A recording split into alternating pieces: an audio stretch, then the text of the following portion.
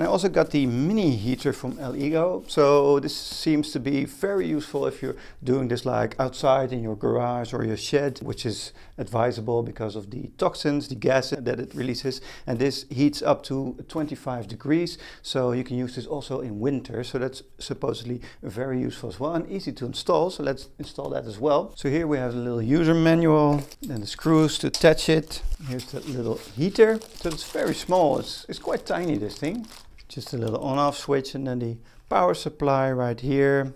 And this is where the fan is. You can see that the install plate. It also has a carbon filter right in there. Let's open that up. So that's already in there.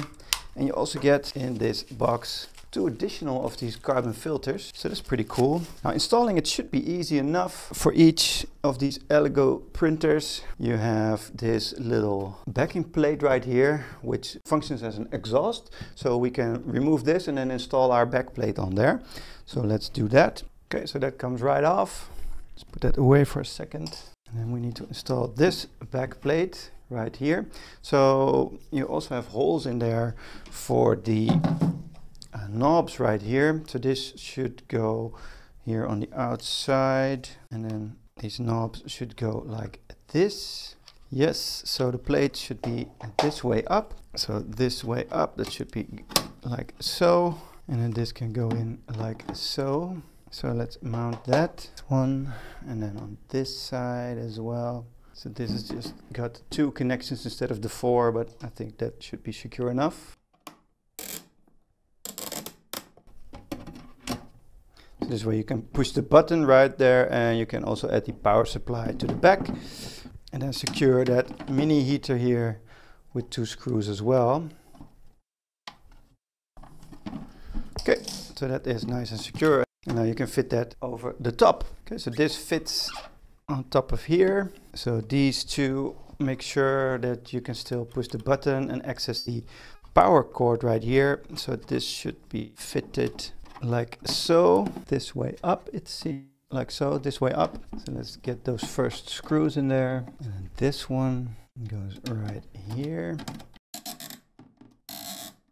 Okay, and now we should be able to attach the Elegoo thing right here on the inside. So like this. And there are 2 screw holes here as well. So let's tighten those. Okay, so now that's nice and secure, and that should fit on top of here perfectly. Yep, and now you have the little heater in there as well. Then add the power supply like so.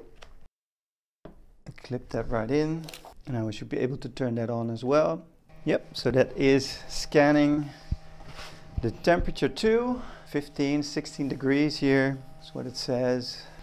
And then we should be able to insert the USB stick that was delivered with it. Let's see if the test model is on there. So that's immediately reading that. So that's cool. That seems to be on. Temperature is already rising here. So we got the slicing software right here and then the printing test. So let's click on printing test. And there is the rook. You can see the file information, how long it'll take. So that's pretty cool. So let's start printing that. So now it's calibrating, automatically detecting the resin here and going down. And we can see the temperature here for the heater as well. Okay, so now that that has stopped dripping, total print time is 2 hours and 27 minutes for like a thing that large, that big.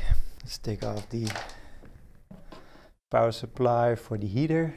And take this one off. And there is the model. Now we can take this base off. So here it is. So that's quite cool.